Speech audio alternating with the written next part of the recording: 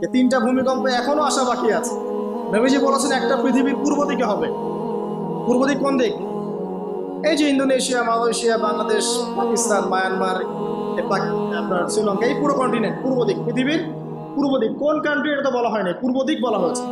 এবং এখানে ভূমিকম্প বলা হচ্ছে না, বলা হচ্ছে ভূমি ধসে যাবে, মানে পুরো ভূমিটা নিচে চলে যাবে। এখন যারা এগুলো নিয়ে গবেষণা করেন তারাও কিন্তু সেম কথাই বলছেন, খেয়াল করে দেখেন।